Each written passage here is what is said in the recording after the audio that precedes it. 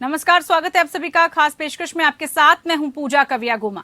आज हम बात करेंगे शिवसेना बनाम शिवसेना की। दुश्मनों से रिश्ते तो खराब होते ही हैं, लेकिन जब दोस्ती दुश्मनी में तब्दील हो जाए तो रिश्ते ज्यादा तल्ख हो जाते हैं। ऐसा ही कुछ शिवसेना के दोनों गुटों में हो रहा है।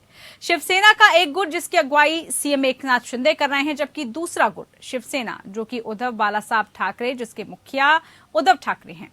महाराष्ट्र की राजनीति में सोमवार का दिन सियासी हलचलों से भरा रहा। तारीख 19 जून, जो महाराष्ट्र की सबसे मजबूत पार्टी माने जाने वाली शिवसेना का स्थापना दिवस है। लेकिन सोमवार के दिन इस पार्टी का 2 स्थापना दिवस मनाया गया। एक पार्टी के संस्थापक बाला साहेब के बेटे उद्धव ठाकरे ने, तो दूसरा ठाकरे परिवार से बगावत कर पार्टी और चुनाव चिन्ह अपने नाम कर चुके मुख्यमंत्री एकनाथ शिंदे ने। इस मौके पर दोनों ने एक दूसरे पर तीखे हमले किए। एकनाथ शिंदे ने खुद को गद्दार कहे जाने पर उद्धव पर पलटवार किया और कहा कि आपने बाला साहेब के विचारों से गद्दारी की है। अगर हमने गलती की होती तो 40 विधायक हमारे साथ नहीं आते। वहीं उद्धव ठाकरे ने बीजेपी को निशाने पर लेते हुए कहा कि बीजेपी सत्ता में है और आज भी हिंदू खतरे में है, तो इसका मतलब है कि वो शासन करने के लायक नहीं है। उद्धव ने मणिपुर के हालात पर निशाना साधा, कहा कि मणिपुर में स्थिति खराब है और पीएम मोदी अमेरिका के दौरे पर जा रहे हैं। मणिपुर में आज लीबिया जैसी स्थिति है, राज्य जल रहा है, लेकिन पीएम को अमेरिका जाना है। एक पूर्व आर्मी अधिकारी ने ट्वीट कर कहा कि राज्य की स्थिति क्या है, तब भी सरकार गंभीर नहीं है। वहीं महाराष्ट्र के सीएम एकनाथ शिंदे ने स्थापना दिवस पर बोलते हुए कहा, उद्धव ठाकरे को स्क्रिप्ट राइटर बदलना चाहिए। उन्होंने कहा, पिछले साल 20 जून के दिन जो हुआ उसके लिए शेर का जिगरा चाहिए। आप हमें गद्दार कहते हैं, लेकिन आपने कुर्सी के लिए, सत्ता के लिए बाला साहेब के विचारों से गद्दारी की है। शिंदे ने कहा, उद्धव ठाकरे सिर्फ नाम के सीएम थे, सरकार राष्ट्रवादी कांग्रेस पार्टी और कांग्रेस चला रही थी। पार्टी के लिए काम करते समय हम पर कई केस दर्ज किए गए, कई दिनों तक मुझे जेल में रहना पड़ा, लेकिन ईडी की एक नोटिस मिलने पर आप तुरंत सब कुछ छोड़कर प्रधानमंत्री मोदी से मिलने दिल्ली पहुंच गए थे। हमें सब कुछ पता है, लेकिन मैं ज्यादा नहीं बोलूंगा। जाहिर है ये जुबानी जंग दोनों गुटों के बीच लगातार चल रही है। शिवसेना बनाम शिवसेना इसीलिए कहा जा रहा है।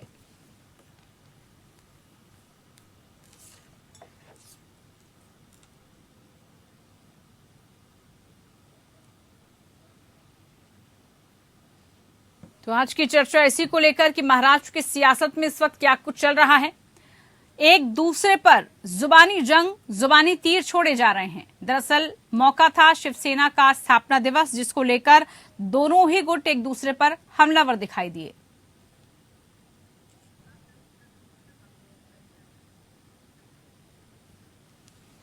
चलिए, इसी पर आज की हमारी खास चर्चा, खास मेहमान हमारे साथ जुड़ चुके हैं। चर्चा में शामिल होने के लिए हमारे साथ बीजेपी प्रवक्ता विजय खैरा जी जुड़ चुके हैं। विजय जी, बहुत स्वागत है कार्यक्रम में। गुलाब चंद दुबे जी हमारे साथ, शिवसेना प्रवक्ता, आपका भी बहुत स्वागत कार्यक्रम में।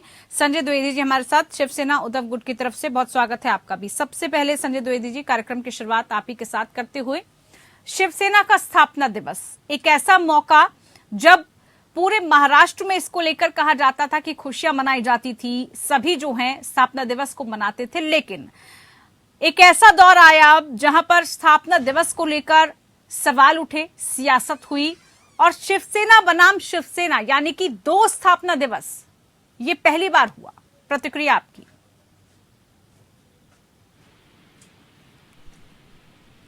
आवाज मिल रही है संजय जी आपको? मेरा सवाल आप ही से है। बताइए जी, सवाल कैसे पूछिए जी संजय जी, सवाल सीधा सा ये है, स्थापना दिवस, वो भी 2 स्थापना दिवस। शिवसेना जो एक कहती है कि हम ही विचारधारा को कायम रखे हुए हैं, हम ही उस विचारधारा को आगे लेकर जा रहे हैं, शिंदे गुट, जबकि आप कह रहे हैं कि असली दावेदार हम ही हैं। 2 स्थापना दिवस, प्रतिक्रिया आपकी। एक ही पार्टी लेकिन स्थापना 2 दिवस। देखिए, जब किसी पार्टी में टूट होती है कि कोई पार्टी तोड़ी जाती है तो उसके वो अपने को सबसे ज्यादा बताता है मैं इस पार्टी का सबसे बड़ा खैर ख्वाह था। भारतीय जनता पार्टी ने ईडी, सीबीआई इनका डर दिखा के जिस तरह से पार्टी को तोड़ा है और जो 40 विधायक गए हैं उसमें कितने ऊपर ईडी और सीबीआई उसकी कार्रवाई चल रही है। ये उद्धव ठाकरे इन पर निशाना नहीं चलता था। निशाना साधने वाले थे भारतीय जनता पार्टी के ही लोग, जिनकी वजह से जिनके द्वारा ये बराबर ये कहा जाता था ईडी में इतना बड़ा घोटाला कर दिया, आईटी में इतना बड़ा घोटाला कर दिया, और ये डर के मारे जब चले गए वहां पे इसके हिंदुत्व की बात करने लगे कि मैं सबसे बड़ा हिंदुत्ववादी मैं हूँ। अरे भैया, उद्धव ठाकरे ने कौन सा हिंदुत्व छोड़ दिया, और हिंदुत्व की परिभाषा क्या है? आप कहें सही है, हम कहें तो गलत है। आप अगर आप मुस्लिम पीडीपी से गठबंधन कर लें तो सही है, हम एनसीपी कांग्रेस गठबंधन कर लें सही है, आप कांग्रेस विधायक तोड़ लें सही है, कांग्रेस विधायक तोड़ सरकार बना लें सही है। तो ये बिल्कुल कहना, अब चुनाव आयोग आपके हाथ में, ईडी आपके हाथ में। भाई आज तो मैटर जो चल रहा है सुप्रीम कोर्ट की न्यायालय मैटर चल रहा है। सुप्रीम कोर्ट निर्णय आया, उन्होंने 9 पॉइंटों में पूरी सरकार को असंवैधानिक कर दिया, यहाँ तक कि जो हमने। लेकिन संजय जी, यहाँ पर आरोप तो आप ही पर लगा कि आपने ही विचारधारा को नहीं सही से कायम रखा, कॉम्प्रोमाइज आप ही ने किया, मुख्यमंत्री सिर्फ नाम के, जबकि पार्टी की कमान कांग्रेस के हाथ में हुआ करती थी। ये आप पर एलिगेशन लगा और इसीलिए 40 विधायक आपके टूट गए। आवाज नहीं आ रही है। चलिए, कॉल शायद डिस्कनेक्ट हो गया, फिर से आपसे जुड़ेंगे। गुलाब जी, आप हमारे साथ हैं इस वक्त, आवाज मिल रही है आपको? चलिए, उनसे भी जुड़ने की कोशिश करेंगे। लेकिन बीजेपी पर तमाम आरोप, देखिए इर्द गिर्द बीजेपी की सियासत मंडराती हुई विजय खैरा जी नजर आई। तमाम एलिगेशन लगाए गए शिवसेना की तरफ से, उद्धव गुट की तरफ से, कि जो कुछ भी हुआ बीजेपी की वजह से हुआ। और सबसे बड़ा आरोप ये लग रहा है बीजेपी पर कि सरकार आपकी, सत्ता आपकी, उसके बावजूद भी हिंदू अब भी खतरे में, जबकि हिंदूवादी विचारधारा की लड़ाई तो आप लड़ते हैं, उसके बावजूद भी हिंदू खतरे में है। देखिए, सबसे पहले तो अभी जो चार्ज लगाया जा रहा है ईडी का कह रहे थे, ईडी सीबीआई। अब ये बताइए आप, ईडी सीबीआई के लिए आप सुप्रीम कोर्ट तक गए थे, आपके खिलाफ सुप्रीम कोर्ट ने निर्णय दिया, आपकी बात नहीं मानी। उन्होंने माना कि सीबीआई को अधिकार है और वो कर रहे हैं। कहीं पर ये एक प्रमाण नहीं दे सके इस जाति का कि जबरदस्ती कहीं छापे डाले जा रहे हैं। दूसरी बात, जिन पर छापा गया था इनके वो मंत्री जेल में हैं, जमानत होती नहीं, साल भर 6-6 महीने। तो वो जमानत का काम भारतीय जनता पार्टी नहीं करती, न मोदी जी करते, वो तो कोर्ट होता है। उस कोर्ट को भी अगर आप समझते हैं कि कोर्ट भी गलत कर रहा है, अब उसका तो इलाज नहीं हो सकता। एक कोर्ट कर सकता, सुप्रीम कोर्ट भी होके आ गए, और सब में तो अब ये जो है, ये वाली बात बोलना बार बार ईडी सीबीआई, अरे भाई तुम फंस रहे हो, पकड़ रहे हो। अब 60-70 साल आपने जो बेईमानी की है, अब उस बेईमानी सामने आ रही है, आपकी आदतें अभी भी नहीं छूट रही हैं। नहीं, ये तो ईडी सीबीआई का आरोप सभी विपक्षी दल आप पर लगाते हैं। देखिए, वो ये बार बार कहते हैं कि जब कुछ भी नहीं हाथ लगता तो फिर आप ईडी और सीबीआई और तमाम एजेंसियों को उनके पीछे लगवा देते हैं। लेकिन सवाल यहाँ पर ये है खैरा साहब, हिंदू अब कैसे खतरे में हैं? आखिरकार हिंदू का रक्षक सबसे पहले आप ही की पार्टी कहती थी, उसके बावजूद भी अगर आज हिंदू खतरे में, तो सवाल आप पर, आपकी पार्टी पर उठ रहे हैं। ये दूसरी बात भी कहेंगे, लेकिन अभी आपने अंत में जो बोला है तो उससे गलत संदेश चला जाएगा, इसलिए मुझे ये बताना ही होगा। आप आरोप लगा रहे हैं, ये लोग ऐसे लग रहा है जैसे आप भी आरोप लगा रही हैं, समझ रही हूँ उसको, ठीक सही समझ रही हूँ, खैर वो तो आपका विचार है। लेकिन मैं ये बता दूं, अगर कुछ नहीं हो रहा होता तो बंगाल में करोड़ों रुपया निकला है और वो जेल चले गए कि नहीं चले गए, जमात नहीं होती। खैरा साहब, आप कह रहे हैं, देखिए इसके लिए आपने कहा ना कि कोर्ट है, कोर्ट तय कर रहा है। मुझे आरोप तो लगते रहते हैं, लेकिन आरोपों को आपको जस्टिफाई करना होता है, उसके लिए तर्क देना होता है। जस्टिफाई तो है, बिल्कुल। कलकत्ता का मंत्री जेल में जमानत नहीं होती, बम्बई का मंत्री जेल में जमानत नहीं होती, दिल्ली के 2 मंत्री जेल में जमानत नहीं होती है। ठीक है। अगर और कोर्ट कहती है कि भाई चार्जेस बन रहे हैं, प्राइमा फेसाई कोर्ट एक्सेप्ट कर रही, कोर्ट लिख रही है, कोर्ट बिल्कुल आम लिख रही है, बिल्कुल कोर्ट है हमारे सामने, चार्ज लगा रहे हो, कह रहे कुछ नहीं होता। आदेश आ जा रहा है, एमएलए के पास 800 करोड़ रुपया उत्तर प्रदेश में निकला है, 8-9 एमएलए के पास। नहीं छोड़ दें इन लोगों को, जनता का खून चूसने दें, पैसा लूटने दें इन लोगों को। नहीं हो पाएगा ये मोदी जी के राज में, योगी जी के राज बिल्कुल नहीं होगा। इसीलिए तो विजय जी कहा जा रहा है कि कोर्ट है हमारे पास, संविधान है, अगर जो भी आरोप लगा रहे हैं गलत है तो उसके पास कोर्ट है। बोलिए, अब आपकी बात आ रही हिंदू की। आएंगे संजय जी, आपके पास आऊंगी। 7 साल में भारी भेदभाव किया गया है, जितना कुछ किया गया है मुसलमानों के तुष्टीकरण करने के लिए, वोटों के लिए हिंदुओं के साथ अन्याय किया। उस अन्याय के लिए बाल ठाकरे साहब लड़े, और उस लड़ाई के लिए उनको समर्थन मिला पूरे महाराष्ट्र का। सरकार बनाई उन्होंने, भले बाद में हो, पर समर्थन उनके साथ शुरू से बहुत ज्यादा था। और वो धाकड़ नेता थे, निडर नेता थे बाल ठाकरे जी, और उन्होंने हिंदुओं का हक दिलवाने के लिए अपना पूरा जीवन समर्पित कर दिया। इसी तरह भारतीय जनता पार्टी ने, लेकिन कितना वो कर पाए, 50%, 60%, 70%, 100% तो नहीं कर पाए। तब हम लोगों कभी भी किसी हिंदू या जैन समाज के लिए बद्रीनाथ जाने के लिए कभी इतनी सी मदद कभी किसी ने नहीं की। एक कप चाय पिलाने तक की उन लोगों को ठहरने के लिए हज के लिए बंगले बनाए जा रहे हैं, गाजियाबाद में, दिल्ली में, जगह जगह व्यवस्थाएं हो रही, पैसा दिया जा रहा है। आखिर इसका कहीं तो एंड होना चाहिए। मंदिरों के ऊपर टैक्स, मंदिरों से पैसा लेना, बाकी और लोगों से नहीं लेना, धर्मों से, तो ये अन्याय नहीं था तो और क्या था। उनके बाद में उनके लिए कह दिया कि प्रधानमंत्री मनमोहन सिंह जी ने कि उनका हक पहले है स्रोतों के ऊपर, यानी उसमें भी प्रायोरिटी दे दी। एक बात हो तो वक्फ बोर्ड में भी यही हुआ। तो आखिर उनको दूर करते करते हम उनके साथ भी तो अन्याय नहीं कर सकते ना, मुसलमानों के साथ। हमें तो बराबरी पर लाना है, दोनों के एक निगाह से देखना है, इसलिए इसमें समय लगेगा। अभी वो पूरी तरह नहीं हम वहां तक पहुंचे। मंदिर में लड़ते रहे बेमतलब में, तब सुप्रीम कोर्ट से तभी भी आ रहे, तभी लड़ते रहे, कभी रिव्यू करे। एक जगह नहीं है, गिनाने चलूंगा तो हिंदुओं के साथ इतना अन्याय हुआ स्कूलों पे, कॉलेज पे, वो लोग अपने मर्जी से इसीलिए तो पूछा जा रहा है ना विजय खेरा जी, इसीलिए तो कहा जा रहा है अब तो आपकी सरकार है, आपकी सत्ता है। अगर अब भी हिंदू अपने आप को सुरक्षित नहीं मान रहा तो फिर किस चीज की विचारधारा? अब तो आपकी सरकार है, यही तो विपक्षी दल सवाल उठा रहे हैं। अपने मदरसों में तो ठीक है, और हम संस्कृत भी नहीं पढ़ा सकते, हम अपने धर्म की शिक्षा नहीं दे सकते, ये क्या है? उसको समर्थन कर रहे हैं। ठीक है, संजय द्विवेदी जी ने समर्थन किया, उसको जनता ने फेंक दिया, सारे विधायक इनके चले गए, अब चुनावी सभा से चले जाएंगे। देखिए मेरा छोटा सा सवाल है, छोटा सा सवाल। कर्नाटक में 8 करोड़ रुपए मिलते हैं विधायक घर के लड़के के अंदर, कोई कार्रवाई हुई नहीं हुई। ईडी सीबीआई की जांच की मांग जो चल रही थी, जिनके खिलाफ मुकदमे थे या मुकदमे चल रहे थे, चाहे महाराष्ट्र ले लीजिए, पूरे देश में ले लीजिए आप, जो इनकी पार्टी में शामिल हो गए उन पे मुकदमे खत्म हो गए। आप बिल्कुल देख लीजिए, इनकी पार्टी में चाहे गुजरात में जो इनका शामिल हो जाए आदमी, उनके मुकदमे वापस हो जाते हैं। या ईडी सीबीआई कार्रवाई हो रही होती है, संजय जी की छोटा सवाल यही मेरा वोट है, आपके पास अधिकार है, संवैधानिक अधिकार है, अगर आपको ऐसे लगता है तो आप कोर्ट का रुख कर सकते हैं, वहीं तक प्रूफ कर सकते हैं। नहीं कार्रवाई संजय राउत के ऊपर मुकदमा किया इन्होंने, संजय राउत जो कोर्ट ने। चलिए गुलाब चंद जी भी हमारे साथ जुड़े हुए हैं। गुलाब जी, एक ही पार्टी के 2 स्थापना दिवस और इस बीच तीखे प्रहार दोनों ही तरफ से किए गए, क्या संदेश महाराष्ट्र की जनता, महाराष्ट्र की आवाम को गया है इसके बाद? मानने वाले साहब ठाकरे जी के विचारों को लेकर एकनाथ शिंदे साहब एक परंपरा का निर्वाह करेंगे, जो विगत 27-28 वर्षों से हिंदू हृदय सम्राट मानने वाला साहब ठाकरे जी, स्वर्गीय प्रमोद महाजन जी और माननीय स्वर्गीय अटल बिहारी वाजपेयी जी एक परंपरा रखी थी हिंदुत्व को लेकर के या राष्ट्र या महाराष्ट्र के सुजलाम सुफलाम के लिए। उनके बीच में एक कहीं कहीं सामंजस्य, संघर्ष, संगठन, संरचना के अंशों को समायोजित कर एकता के माध्यम से इस हिंदुस्तान के अंतर्गत हिंदू राष्ट्र की कल्पना हो। निश्चित तौर पर इसके पीछे राष्ट्र अखंड राष्ट्र बना रहे, ये सोच थी महान पुरुषों की। अब वही बात आपका कहना है कि शिवसेना स्थापना दिवस, अरे हिंदू हृदय सम्राट मानने वाला साहब ठाकरे जी 1966 में शिवसेना का स्थापना करते हैं।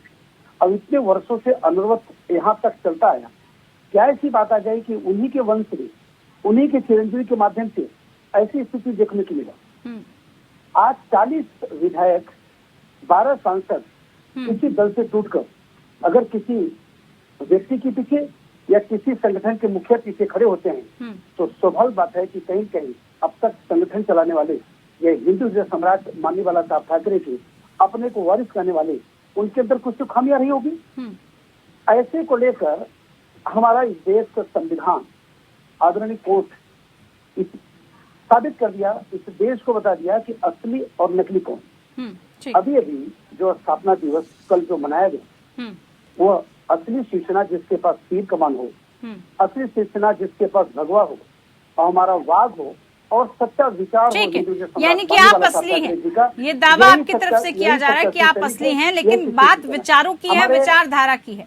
ठीक है गुलाब जी, चर्चा इसको लेकर करेंगे, आगे भी चर्चा करते रहेंगे। बात आज शिवसेना वर्सेस शिवसेना की। स्थापना दिवस के मौके पर दोनों गुटों ने एक दूसरे पर तीखे हमले किए हैं। इसी को लेकर खास चर्चा हमारे साथ लगातार जुड़े हुए खास मेहमान इसी पर। संजय जी, ब्रेक से पहले आप लगातार ये कह रहे थे कि हमारी विचारधारा ही असली विचारधारा है, शिवसेना गुट वाली, लेकिन यहाँ पर अब कहा जा रहा है क्योंकि चुनाव चिन्ह भी उनके पास हैं और साथ ही अगर ऐसा ना होता, विचारधारा की लड़ाई ना होती, तो 40 विधायक उनके पास नहीं जाते। क्यों ऐसा? बता दूं आपसे, विधायक से पार्टी नहीं बनती। पूरा चुनाव आयोग में पूरा एक कोरम होता है जिससे पार्टियां चलती हैं।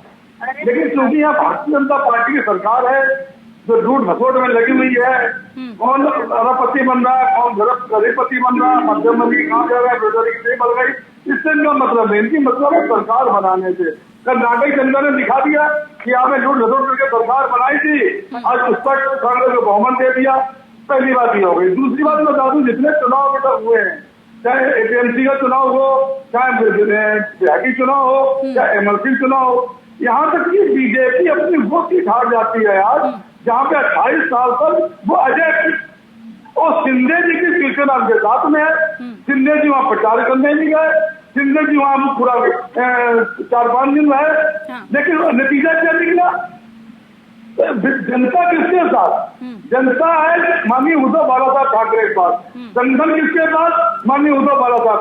आप कोई चीज चोरी कर लेंगे, डाका डाल लेंगे, आज चुनाव इतिहास में 70 सालों में कहाँ बैठा हुआ है कि डिवाइड जब पार्टियां हुई है तो किसी एक पार्टी को चुनाव से न धर्म और वो पार्टी का नाम दे दिया गया। आप बताइए, रामविलास पासवान पार्टी में टूटी थी, उनको दिया गया किसी को? क्या नहीं दिया गया? आप आइए अनुप्रिया पटेल आने उसको बदल देंगे। यहाँ तो संजय जी ये कहा गया ना कि जिसने अपने सबूत दिखाए, जिसने सबसे ज्यादा स्पष्टीकरण दिखाया, उसी के हाथ सब कुछ लगा। नहीं यही तो मैं कह रहा हूँ ना, विधायक जो हमारी जो चुनाव की जो है, जो नियमावली है, चुनाव को हम लोग सबमिट करते हैं, उसमें पूरा वो होता है कि कार्यकारी सभा कौन सी होगी, कौन डिसीजन करने वाले होंगे। उन्होंने तो आंख बंद करके डिसीजन दे दिया। भाई आपने अभी पार्टी चेंज की, रामविलास पार्टी छोड़ी, आपने चुनाव से पार्टी नाम क्यों नहीं दे दिया? देखिए यहाँ चूंकि माननीय उद्धव ठाकरे की जो बढ़ती इनकी जो आज साख बढ़ रही है, ऐसे मुख्यमंत्री जब वो थे, उन्होंने जो काम किया जनता के लिए, प्रदेश में जो उनकी इज्जत बढ़ी, जो समाज में इज्जत बढ़ी और जो महाराष्ट्र में इज्जत बढ़ी, आज चुनाव करा लीजिए। मैं तो फिर करूँ गारंटी से, जितने चुनाव हुए हैं तो शिंदे जी का बीजेपी हो पूरा जोर लगा दिया, धान मोहर से जोर लगा दिया। अगर चुनाव होंगे तो आप इस बात को लेकर स्पष्ट कह रहे हैं कि अगर चुनाव होंगे तो आपके फेवर में ही नतीजे आएंगे, वो जनता डिसाइड करेगी, वो जनता डिसाइड करेगी। नहीं, हम नहीं कह रहे हैं कविता जी, मैं नहीं कह रहा हूँ। इससे पहले जो चुनाव हुए वो आप देख लीजिए। ठीक है, विजय खेरा जी, एक ही पार्टी के दो स्थापना दिवस और जिस तरह से इसको लेकर पूरी सियासत हुई, लेकिन इस दौरान प्रधानमंत्री को लेकर लगातार निशाना साधा गया। मणिपुर वो नहीं गए, अमेरिका जा रहे हैं ये तक कहा गया। साथ ही ये भी कहा गया कि आखिरकार वो बीजेपी जो सबसे ज्यादा हिंदूवादी पार्टी बनती है, फिर से वही कि वहां पर ही अगर हिंदू सुरक्षित नहीं है तो कैसे इस देश की वासी, इस देश की जनता विश्वास कर पाएगी इस पार्टी पर? पहली बात, 2 स्थापना दिवस मनाए गए, मना के इनको रोक थोड़ी चल रहा है। आप भी मनाए, आपके मोहल्ले वाले भी बनाए, आपके वर्कर भी मनाए, कौन मना कर सकता है? बड़े आदमी उनके बारे में पूछिए, शिवसेना बड़ी सेना, लेकिन आप हैं तो नहीं ना शिवसेना में। You are not in Shiv Sena, you are nobody in Shiv Sena, you are out. फेंक दिया गया आपको बाहर, कोर्ट में अलग हो गए। अब आप शिवसेना किसी और को मिल गई, शिवसेना उसी की है। अब आप शिवसेना लिखने का अधिकार नहीं है, लिखो, लिखते रहो, कोई बात नहीं है, लेकिन आप शिवसेना के स्थापना दिवस मनाओ, खूब मनाइए, पर अधिकार कहाँ है आपको? किस अधिकार से मना रहे? सवाल उसका है, पहली बात।